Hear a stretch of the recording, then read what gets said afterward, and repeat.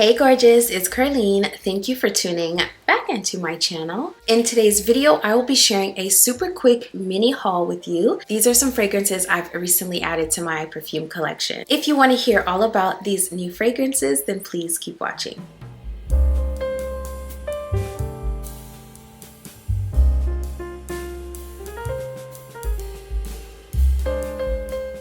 Hey friend, welcome back to the channel. So before we jump in, I want to say thank you to those of you who clicked on this thumbnail and may be new here. On this channel, I talk luxury, I do review videos, and I also sprinkle in a little bit of lifestyle. So if any of those things sound good to you, then I would love to have you here. So go ahead and hit that subscribe button and turn on that notification bell so you know exactly when my videos drop. All right, let's get into it. Really quick disclaimer before I get started. More in-depth details about these fragrances will come in a future video. So please stay tuned to the channel if you're interested in learning more about one of these fragrances. But this next one, you all have asked me about this fragrance over and over and over again. And I decided, you know what, let me just go ahead and pick it up and see what this fragrance is all about. This is Afnan's La Fleur Bouquet. And this is what the packaging looks like. I will talk all about this fragrance in a future video, but here it is. So you all have asked me how this compares to Mystique Bouquet. I will share more thoughts in a future video, but just know that this is very different from Mystique Bouquet. They are two distinct fragrances. They are also two distinct dupe fragrances, so they're duping two different fragrances. So I believe this fragrance is supposed to be duping Fleur Narcotique, if I'm not mistaken, while Mystique Bouquet is supposed to be duping Valaya by Parfum de Marly. So these are two distinct fragrances. They do not smell alike. And just to give you my initial thoughts on the difference, Mystique Bouquet is fresh and citrusy, and La Fleur Bouquet is a very juicy, fruity, floral fragrance, so a fruity floral. I am not familiar with Fleur Narcotique, but to me, this one opens up with florals at the top, and then, let me spray it. Yeah, it opens up with florals at the top, and then I start to pick up on fruits. It gets really sweet and fruity, almost candy-like vibe, and then this is a little musky to my nose as well. The mid of this fragrance actually reminds me of Armani's My Way. I was trying to figure out what smelled so familiar, and then it hit me, Armani My Way. I used to own Armani My Way and I wore it all the time. I wore it so much I got tired of it and I ended up selling it. But Armani My Way is such a gorgeous fragrance for this time of year. I love the way they do the florals in that fragrance. But this one is definitely not Armani My Way from top to base. It's just that at the mid, it sort of reminds me of it. So I'll be back with more thoughts on this fragrance. I'm super excited to play around with this one, but just know this is very different from Mystique Bouquet. Mystique Bouquet is more citrus, less sweet, more aldehydic, and this one, it has more of a familiar and classic vibe. Mystique Bouquet is much more citrus and is much fresher. It's less sweet and cleaner and crisper of a fragrance. And then La Fleur Bouquet smells more familiar. It's a fruity floral scent profile, and it's very sweet and very feminine. Whereas I feel like Mystique Bouquet, although more feminine leaning, is a little more unisex. I feel like anyone can wear this fragrance. So those are my initial thoughts on the difference between these two fragrances, and I will definitely be back with more thoughts on this one. The next fragrance was recommended to me by one of my lovely subscribers. We are always chatting it up in the comment section, and I'm always trying to pick her brain. And from our exchanges, she has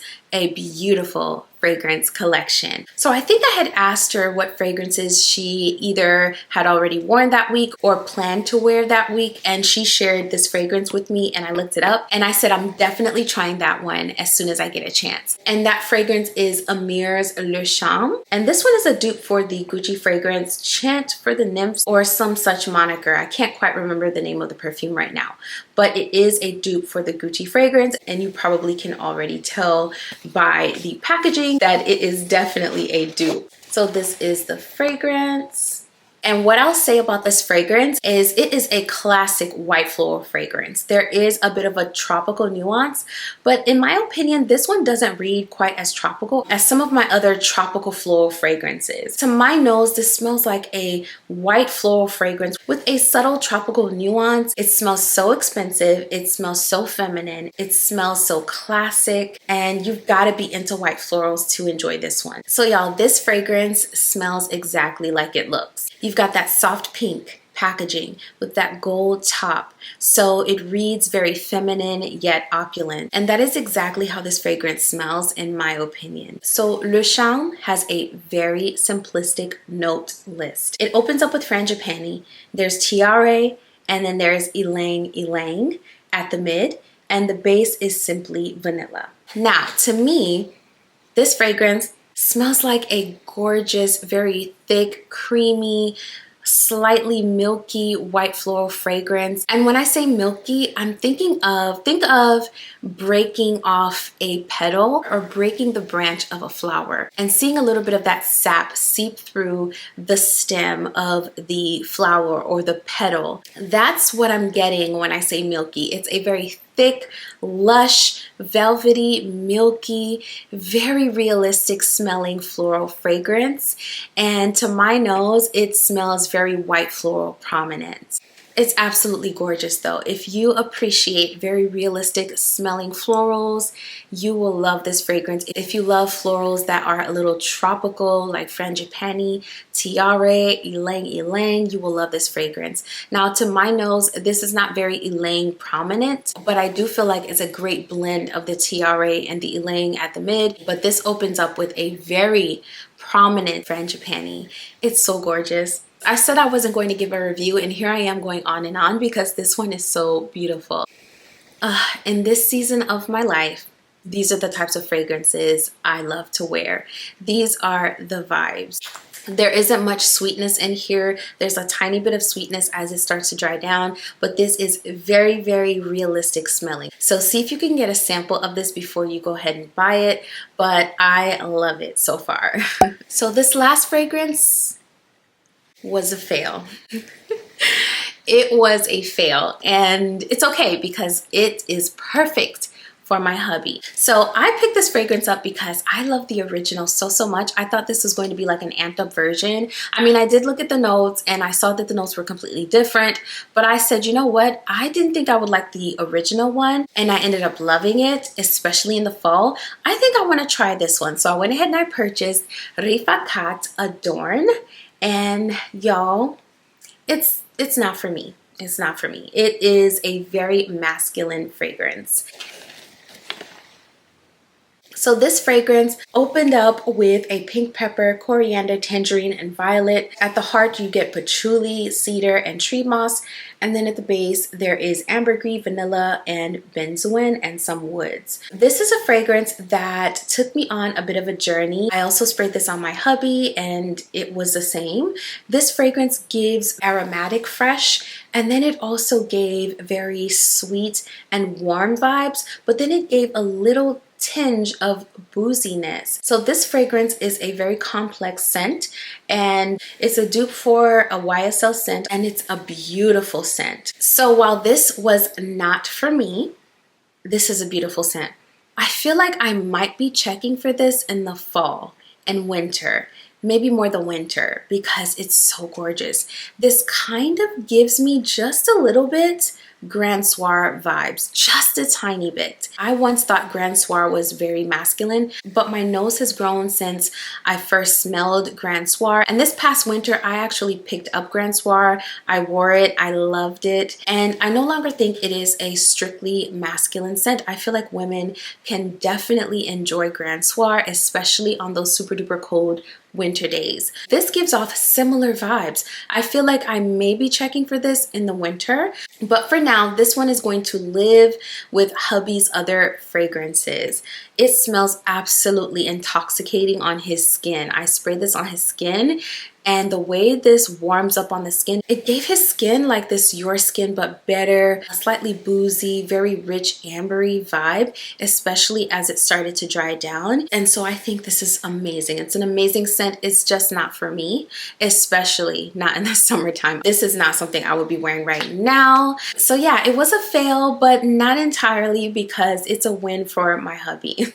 He is definitely benefiting from my curiosity in this case. So although this new scent is also called Rifakat, it is very different from the original. So there you have it. All right, friend, that is the haul, and I really do hope you enjoyed. If you did, don't forget to give this video a like on your way out. And if you love fragrance content, I make quite a bit of it on this channel, and I would love to have you be a part of the family. So go ahead and hit that subscribe button and turn on your notifications so you never miss another video. As you go about the rest of your day, I wanted to leave you with this reminder. It is okay to unplug and recharge. These days, I have had quite a lot going on in my life. And recently I said to myself, you deserve to unplug and watch some good Lifetime movies and have some snacks and relax. And that is exactly what I did. I love a good Lifetime movie. I feel like the Lifetime movies from the 90s were the best. But I digress. In turning things off and allowing myself to rest, doing something that was enjoyable, I was able to recharge. When your mind feels cluttered, it's because you are not turning things off. And I mean literally turning things off. So logging off of social media, turning off the news, maybe turning off your notifications for certain channels so that you can rest your mind and be still and do something that's not so connected to everything and everyone and the whole entire world. Sometimes we have to ground ourselves because we can lose sight of reality, we can lose sight of gratitude, and we can lose sight of what's important in life. And so I encourage you to unplug and do something that you enjoy doing that's not so connected to everything and everyone. As I mentioned, I just did the exact same thing, so I will see you in the next video very soon. Bye.